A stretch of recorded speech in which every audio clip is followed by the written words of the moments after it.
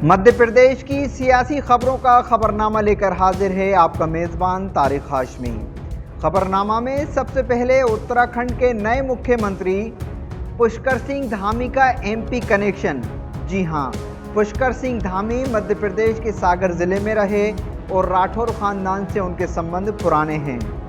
पुष्कर सिंह ने राठौर बंगले से ही राजनीति सीखना शुरू किया था।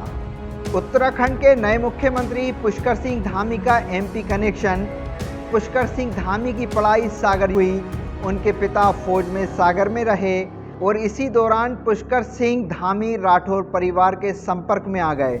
पूरी खबर बताते हैं कि पुष्कर सिंह धामी किस तरह राठौर परिवार से संपर्क में आए और उन्होंने यहाँ पर क्या पढ़ाई की।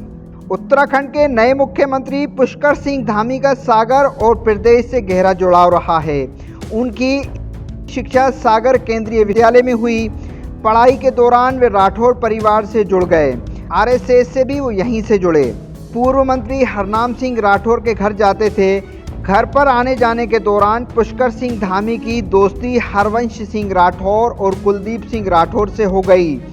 ये दोस्ती इतनी गहरी हुई कि पुष्कर के पिता सागर से ट्रांसफ़र हो जाने के बाद भी उनका सागर में राठौर परिवार में आना जाना बराबर रहा।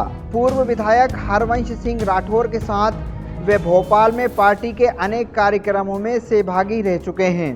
धामी के उत्तराखंड युवा मोर्चा के अध्यक्ष रहते हुए पूर्व हरवंश राठौर को अपने कार्यक्रमों में अतिथि के रूप में शामिल किया। वहीं पुष्कर सिंह धामी के पहली बार चुनाव लड़ने पर हरवंश राठौर उनके चुनाव में प्रचार करने भी गए थे। उनके विधायक निर्वाचित होने के बाद हरवंश राठौर के यहाँ उनका आना हुआ। हरवंश राठौर जब बंडा से विधायक चुने गए तो उन्होंने फ़ोन पर बधाई दी। पुष्कर सिंह धामी के उत्तराखंड विधायक दल का नेता चुने जाने के बाद तथा मुख्यमंत्री बनने पर हरवंश राठौर ने उनको बधाई दी है। चलिए बढ़ते हैं अगली खबर की जानिब और मध्य प्रदेश की तमाम सियासी खबरों का अवलोकन करते हैं। नेमावर में आदिवासी परिवार की 2 बेटियों से रेप और 5 लोगों की हत्या के दिल दहला देने वाले कांड की 7 दिन बाद भी जनसेवक होने का दावा करने वाले भाजपा सांसद ज्योतिरादित्य सिंधिया के पास पूरी सूचना नहीं है। दूसरी ओर प्रदेश कांग्रेस के अध्यक्ष कमलनाथ सोमवार को पीड़ित परिवार के पास पहुंचे और परिजनों का दुख बांटा। वहीं कांग्रेस पीड़ित परिवार को 5-5 लाख रुपए की आर्थिक सहायता उपलब्ध कराएगी। भाजपा सांसद ज्योतिरादित्य सिंधिया मालवा क्षेत्र के आजकल दौरे पर हैं। जब नेमावर कांड को लेकर सिंधिया से सवाल किया गया तो उन्होंने स्वीकार किया कि उन्हें इस बर्बर हत्याकांड की पूरी सूचना नहीं है।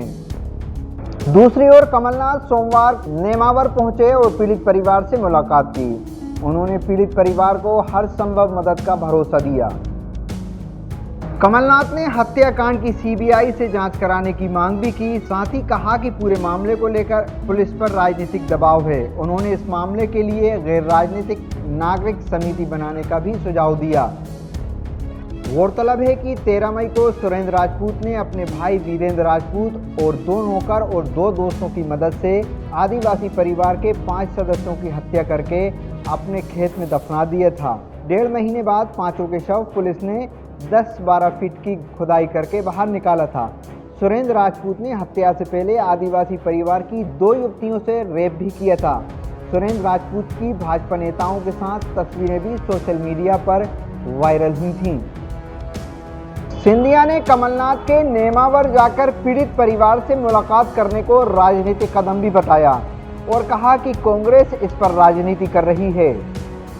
सिंधिया के इस बयान पर कांग्रेस प्रवक्ता के मिश्रा ने पलटवार करते हुए कहा कि महलों में रहकर राजनीति में अनुकंपा नियुक्ति पाने वाले ज्योतिरादित्य सिंधिया का सिवाय व्यक्तिगत स्वार्थों, भूमि प्रेम के अलावा देश, प्रदेश, गरीब और किसान से कभी रिश्ता नहीं रहा है। आरएसएस प्रमुख मोहन भागवत के बयान पर सियासत तेज हो गई है। पूर्व मुख्यमंत्री और राज्यसभा सांसद दिग्विजय सिंह ने कहा कि अगर संघ प्रमुख भागवत ने ईमानदारी से बयान दिया है तो देश के निर्दोष मुसलमानों को प्रताड़ित करने वाले भाजपा नेताओं को पद से हटाएं। इसकी शुरुआत प्रधानमंत्री नरेंद्र मोदी, गृह मंत्री अमित शाह और उत्तर प्रदेश के मुख्यमंत्री योगी आदित्यनाथ से शुरू करें। गौरतलब है कि आरएसएस प्रमुख मोहन भागवत ने कहा है कि अगर कोई कहता है कि मुसलमानों को भारत में नहीं रहना चाहिए तो वे हिंदू नहीं हैं। एक लोकतंत्र में यहाँ हिंदुओं और मुसलमानों का प्रभुत्व नहीं हो सकता, यहाँ केवल भारतीयों का वर्चस्व हो सकता है। उन्होंने कहा कि संघ ना तो राजनीति में है और ना ही ये कोई छवि बनाए रखने की चिंता करता है।